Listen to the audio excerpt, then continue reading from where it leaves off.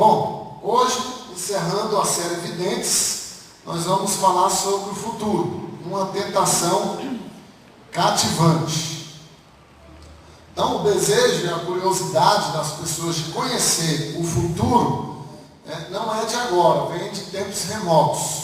Povos bem remotos já manifestaram esse desejo. Por isso, todo povo, toda tribo, havia uma espécie de vidente, uma espécie de profeta, de alguém que de alguma maneira pudesse abrir uma pequena janela do futuro e revelar esse futuro às pessoas. E isso tem, essa curiosidade, esse desejo tem alcançado muitas pessoas. Primeiro, os charlatães, eles fazem um banquete com esse nosso desejo de conhecer o futuro. O charlatanismo leva muito lucro com isso. Então, todo início de ano nós temos essas famigeradas previsões, né? Eu selecionei algumas aí, muitas pífias, são previsões quase que óbvias. Se você tem um riacho perto da sua casa e você joga lixo nesse riacho, é óbvio que ele vai ficar poluído. Esse riacho logo não será bom para o seu uso. Então, isso é profetizar o óbvio. Então, as catástrofes, as destruições, as mortes, é profetizar o óbvio. Acreditar nisso é ser muito infantil, muito imaturo. E mais ou menos são essas as previsões aí dos astrólogos, dos futurólogos, dessas pessoas que se dizem videntes e na verdade são grandes charlatães. Eles ganham dinheiro com isso, eles enganam as pessoas com isso. Mas não só os charlatães, os músicos também manifestam esse desejo, essa curiosidade de conhecerem o futuro. A poesia sobre isso. Essa poesia de Renata Rosa é muito interessante. Eu só peguei um trecho da música. É uma música bonita, uma letra muito interessante. Eu só consigo ter saudades do futuro. Olha só que termo, saudades do futuro. Como você tem saudades do futuro? Bago maduro, planta de frutos claros, traga nos lábios calos de tantas palavras, sou das lavouras que lavram para as sementes do amor. Então a saudade do futuro também, esse desejo está presente na poesia, nos músicos. Mas não só os charlatães, os músicos, os religiosos também desejam conhecer o futuro. Há profecias futurísticas seríssimas em muitos ramos religiosos. As mais famosas são as profecias da Ellen White, do Adventismo do Sétimo Dia. Tem profecia dela que é muito interessante, são óbvias, né? Então, contingencialmente, algumas coisas aconteceram de tão óbvias que eram. Agora, essa daqui foi um tiro no pé. Ela profetizou que estaria viva quando Jesus regressasse. Além de profetizar a data do retorno de Cristo. Então, em alguns dos seus escritos, ela deixou isso, que estaria viva quando Jesus voltasse. E isso não aconteceu. Então, astrólogos, charlatães, músicos, religiosos, todos imbuídos desse desejo de conhecer o futuro. Futuro é cativante. E ele se torna uma tentação na vida daqueles que desejam conhecer. Nós vamos ler um texto que fala disso, o que a Bíblia tem a dizer sobre o futuro, e nós vamos lá para o texto de Tiago, capítulo 4, do verso 13 ao verso 17. Tiago, capítulo 4, do 13 ao 17, está projetado aí, mas se você quiser, acompanhe na sua Bíblia. Diz assim: atendei agora vós que dizeis, hoje ou amanhã iremos para a cidade tal, e lá passaremos um ano, e negociaremos e teremos lucros. Vós não sabeis o que sucederá amanhã. Que é a vossa vida? Sois apenas como neblina que aparece por instante e logo se dissipa. Em vez disso, devíeis dizer: se o Senhor quiser, não só viveremos, como também faremos isto ou aquilo. Agora, entretanto, vos jactais das vossas arrogantes pretensões. Toda jactância semelhante a essa é maligna. Portanto, aquele que sabe que deve fazer o bem e não faz, nisso está pecando. Então, olha só, irmãos, por que o futuro não está sob o nosso controle? Por que não podemos conhecer o futuro? Porque ninguém tem isso de Deus. Deus deu isso a ninguém de chegar e revelar o seu futuro particular. Um simples versículo resolve isso. Vamos ler juntos?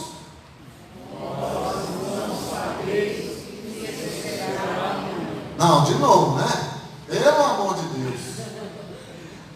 Vós não sabeis o que sucederá amanhã. Obrigado, Caleb, você me salvou. Simplesmente por isso, não sabemos o que vai acontecer amanhã. Não sabemos o futuro. Então, quando vier alguém, assim diz o Senhor, amanhã vai acontecer isso com você, leia Tiago para ele. Vós não sabeis o que vai acontecer amanhã. Não está no nosso controle. Não nos pertence o futuro. Irmão, seria uma loucura se Deus desse a algumas pessoas a capacidade de saber o que iria acontecer comigo, ou a mim mesmo. Imagina o que seria conviver sabendo o dia que você vai morrer. Como é que seria você viver sabendo que te resta dias, horas, minutos, segundos, que no dia tal, no mês tal, no ano tal, na hora tal, você vai morrer?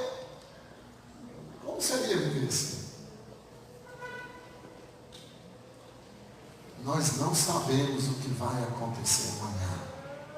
Não sabemos o futuro. E Deus fez isso, nos priva de saber o futuro porque Ele é mau? Não, porque Ele é bom. Porque não saber o futuro nos faz viver na dependência dEle e confiando nele. Confiando nele. Então, para esses profetinhos aí, modernos, eu tenho para eles Tiago 4,14. Você não sabe o que vai acontecer amanhã. Não venha falar o que vai acontecer na minha vida. Isso é churumela. É enganação. De gente que tem o ego inflado. Esse pessoal tem o ego inflado. Eles vasculham o seu Facebook, eles vasculham o seu Instagram, para depois ficar falando as suas profecias aí, enganando você. Ninguém sabe o que vai acontecer amanhã. Por que Tiago está falando isso? O capítulo 4 de Tiago, irmãos, é uma série de exortações que ele faz. Ele nos fala, por exemplo, de uma guerra que temos contra o próximo, contra nós mesmos e contra o próprio Deus. E as guerras que nós temos com o próximo, com Deus, elas são desdobramentos das tensões que há no nosso próprio coração. Então ele diz de uma luta que travamos com a sedução do mundo, no verso 4, no capítulo 4, as paixões da carne, versos 5 e 6, e as ciladas do diabo, no verso 7. Aí a partir do verso 13, Tiago, ele fala sobre o risco da pretensão, da presunção, né?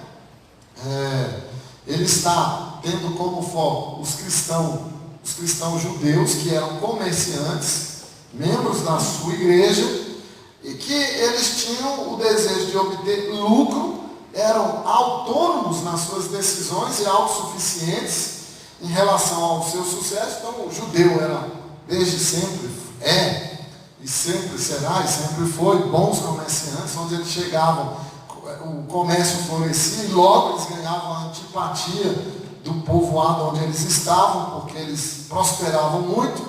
Então esses judeus, querendo fazer negócios, eles se mudavam de lugar em lugar, e eles declaravam isso: amanhã nós vamos para o lugar tal fazer negócio, e lá nós prosperaremos. E Tiago está dizendo: amanhã pertence a Deus. Vocês não podem ter essa jactância, é o termo que Tiago está usando aqui. Vocês não podem saber o futuro, porque isso é presunção. E o que é presunção, meus irmãos? É você fazer um julgamento baseado em indícios. É por isso que eu digo para vocês, Satanás, ele consegue ler as contingências, os indícios melhor que nós. Então tem coisas que podem acontecer e não significam que vieram de Deus. É leitura contingencial, é leitura de indícios, é presunção, jactância, isso é orgulho. Então Tiago está exortando esses judeus que são orgulhosos e que dizem isso: amanhã nós vamos para outro lugar fazer florescer o nosso comércio, o nosso lucro. Eles falam do futuro como se o futuro estivesse no controle deles. Então Tiago dá a eles um estrondoso não, dizendo que não podemos conhecer o futuro, porque ninguém sabe o que vai acontecer amanhã. É óbvio, irmãos, que Tiago não está aqui combatendo a questão do planejamento. Nós temos que planejar, temos que ter um plano para a nossa vida. Mas ele está falando de um planejamento que não considera Deus. Esse é o grande problema aqui no texto. Então, precisamos ter sonhos, projetos, mas não presunção. E mais, ele coloca essa presunção de afirmar para onde você vai amanhã e o que você fará amanhã. Ele coloca essa presunção como uma tentação. Por isso, olha aí o que diz o verso 16. Toda jactância semelhante a essa é maligna. É maligno você querer saber o futuro. É maligno você querer ter esse controle nas suas mãos.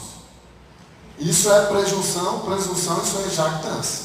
Vamos tirar então algumas lições desse texto sobre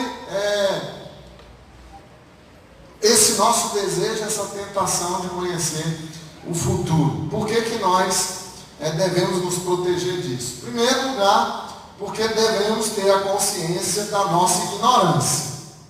Devemos ter consciência da nossa ignorância. Vós não sabeis o que sucederá amanhã. Não saber é ignorância. Então, é limitação. É uma incerteza.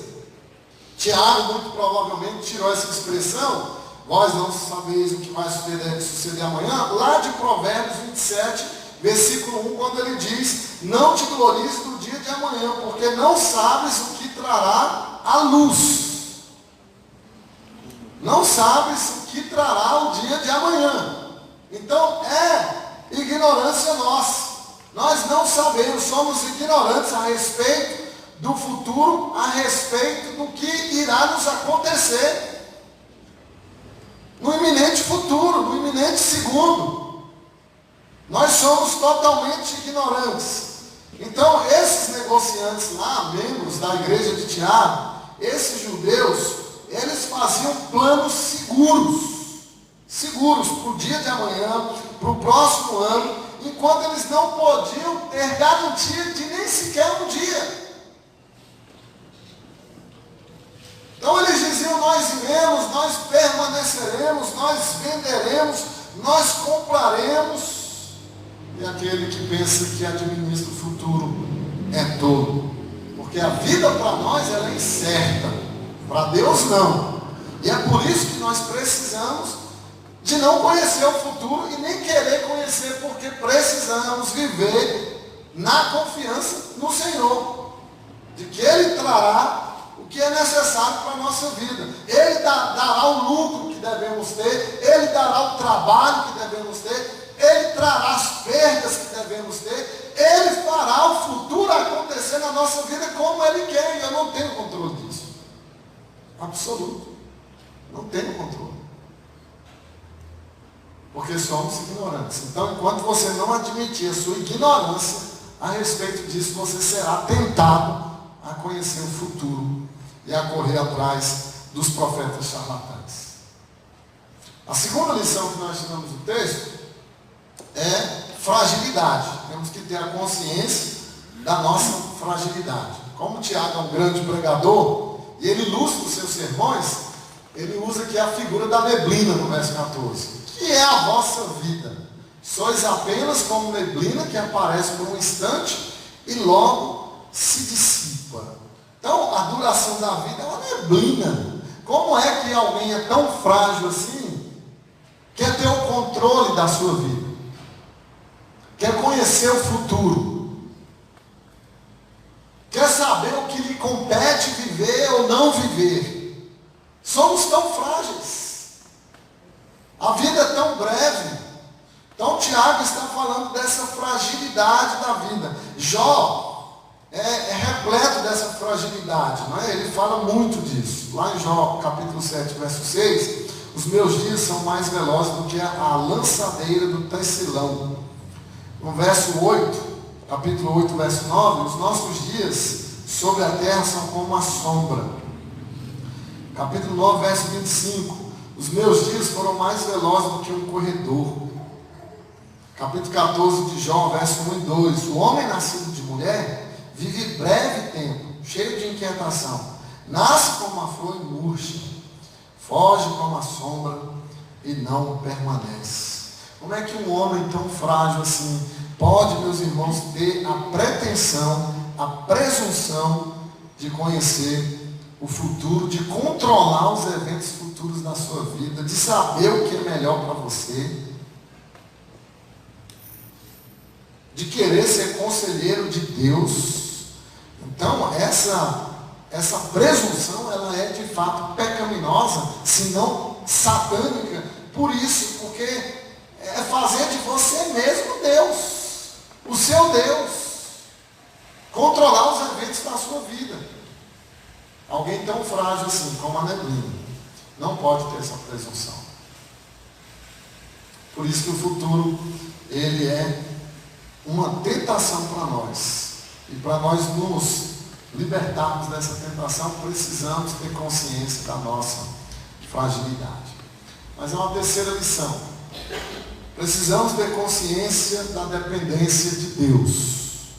Veja o que Tiago diz no verso 15. Em vez disso, devias dizer: se o Senhor quiser, não só viveremos, como também faremos isto ou aquilo. Se o Senhor quiser. Essa era uma expressão muito comum do judeu. Né? Entre os judeus, eles sempre usavam isso. Hoje, infelizmente, essa expressão ela se tornou vazia de conteúdo. Né? Nós já não temos isso no coração e nem nos lábios, porque não é só dizer se Deus quiser, mas é ter isso compenetrado no seu coração. É você ter essa confiança que Deus está dirigindo a sua vida. É você ter essa confiança de que nada acontece na sua vida se Deus não permitir. Então, dizer se Deus quiser é mostrar a dependência dele. Não precisamos conhecer o futuro. Não nos compete isso. Porque nós confiamos que Deus tem todas as coisas sob o seu controle. Então, o que nos compete fazer é procurar conhecer a vontade de Deus. É isso que nos compete. Paulo disse isso lá em Efésios, capítulo 5, verso 17. Por esta razão, não vos torneis insensatos, mas procurai conhecer a vontade do Senhor, compreender qual é a vontade do Senhor. Então, nós temos que buscar conhecer o futuro? Não! Nós temos que buscar conhecer a vontade do Senhor. E onde está a vontade do Senhor? Na Escritura. Na Escritura.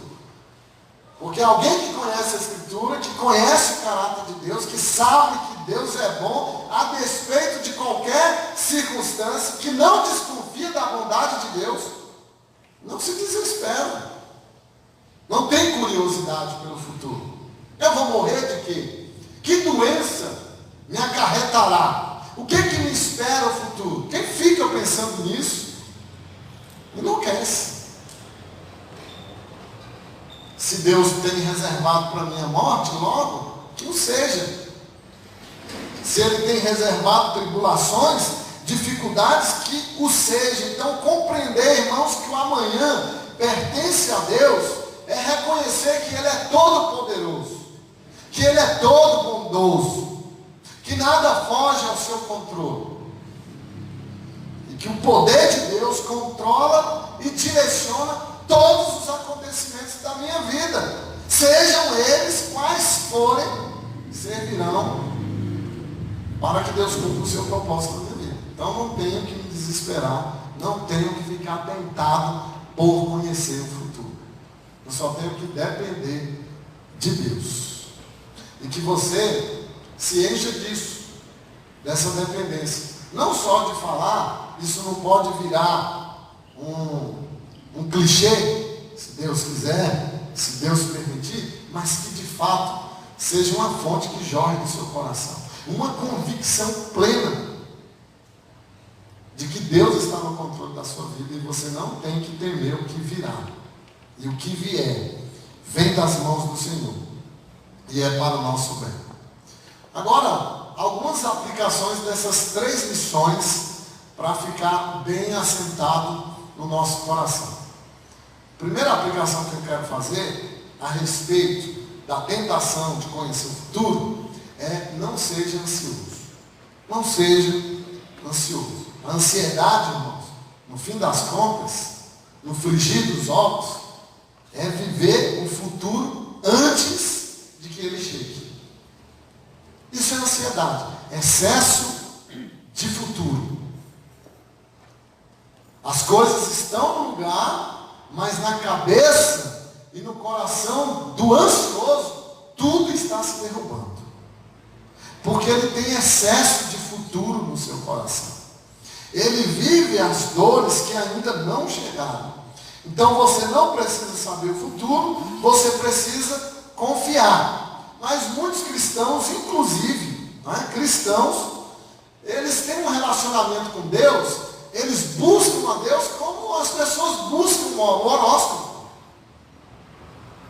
Buscam a Deus não para se aproximarem de Deus, mas porque querem saber algo. Como será a minha vida no mercado de trabalho? Será que eu vou encontrar o amor da minha vida? Que coisa mais! Deus não é horóscopo. Não é para isso que temos que nos aproximar de Deus. Esse fascínio pelo futuro, por saber o que nos virá, ele esconde a nossa falta de confiança em Deus e nas suas promessas. Sabiam disso? Que a ansiedade é falta de confiança em Deus. Ansiedade não é doença. Ansiedade não é um traço de personalidade. Ansiedade é pecado. Senão a Bíblia não diria: não andeis ansiosos por coisa alguma. Mas o que eu vou comer amanhã? Não andeis ansiosos por coisa alguma. Mas o que eu vou me mexer amanhã? Não andeis ansiosos por coisa alguma. Como é que é doença e a Bíblia diz: não andeis ansiosos? Se fosse doença, como é que você vai dizer ansiedade? Não posso ficar ansioso, sou crente. Porque não é doença, não é traço de personalidade, é falta de confiança em Deus, é desconfiar que Deus é bom. Porque nós planejamos a nossa vida e não acontece como a gente planejou, e aí a gente fica alucinado pelo futuro e nos tornamos pessoas ansiosas, estranguladas, porque os nossos sentimentos imperam sobre a nossa vida. Sejam eles quais forem, ansiedade, amargura, ira, imperam e governam as ações do seu coração. E uma pessoa ansiosa é infeliz. Uma pessoa ansiosa está quebrando o seu relacionamento com Deus. E está trazendo prejuízos para a sua vida, não só espiritual, mas para a sua vida relacional, para a sua vida laboral. Ansiedade só traz prejuízo. E resolve o que a ansiedade? Não resolve nada. Sabe o que a ansiedade faz? Estraga o seu presente. Estraga o seu momento. É extremamente nocivo. E é uma falta deliberada de confiança em Deus. Então não seja ansioso. O futuro, o excesso de futuro na sua vida vai te fazer uma pessoa ansiosa. O que eu vou fazer? Como será amanhã? Não estou falando de planejamento. Volto a dizer, isso aqui não tem nada a ver com planejamento. Você tem que planejar a sua vida sim, mas não com presunção, com orgulho, com jactância, tirando Deus desse planejamento. Porque você planeja, mas pode ser que não aconteça. Segundo, não somos deuses. Devemos ser humildes em relação ao futuro, porque ele não está no nosso controle. O futuro pertence a Deus e nós precisamos renunciar ao desejo pecaminoso de conhecer o futuro. Porque querer conhecer o futuro, na verdade, é querer ter o controle da situação. E nós não temos. Quem tem o controle é Deus. Nós não somos deuses, nem semideuses, não somos secretários de Deus. Deus não tem secretário. Deus não tem conselheiro. Quem foi o conselheiro de Deus? Quem ensinou a Deus primeiro? Deus não tem ajudante, Deus não tem auxiliar. Nós não somos deuses. O que temos que fazer é caminhar pela fé, irmãos. Caminhar pela fé. E não pelo que vemos ou pelo que sabemos. Temos que caminhar sim em direção ao futuro sempre. Destemidamente. Caminhar em relação ao futuro. Em direção ao futuro. Confiando no Senhor. E não porque sabemos o que está por vir, não é? Deus sabe o que Ele trará para nós. Deus já decretou o nosso futuro, de cada um de nós. E é isso que nós precisamos saber, que Deus já disse o que vai acontecer no nosso futuro. Sabe por quê? Porque Ele já está lá no nosso futuro. Então, preocupar-se com amanhã é descrença. É sinal de que o seu coração não descansa em Deus e que você, no fundo, quer ser Deus. E essa é a grande tentação, desde o jardim do Éden. Quando a serpente foi lá e disse para Eva: sabe por que Deus não quer que vocês comam do fruto?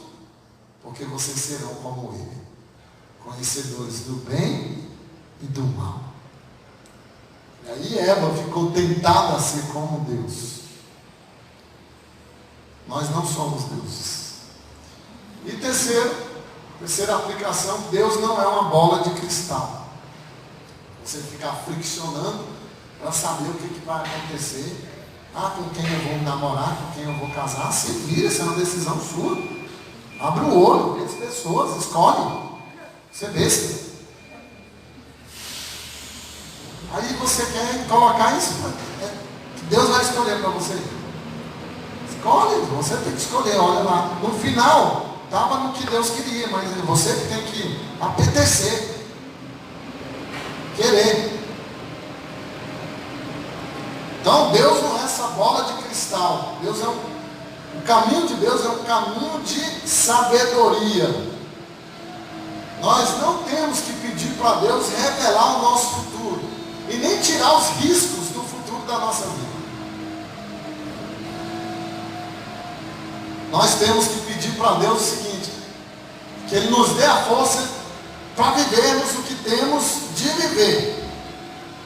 Nós precisamos olhar para Deus, para o seu caráter, confiar nele e correr riscos por amor a Deus.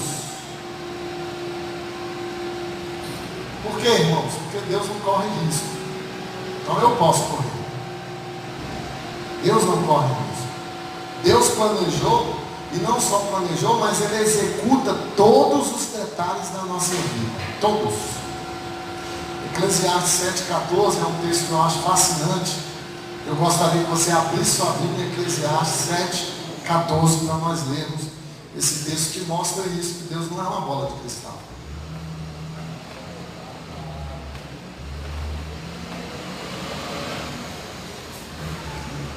Todos os detalhes da nossa vida estão planejados e são executados por Deus.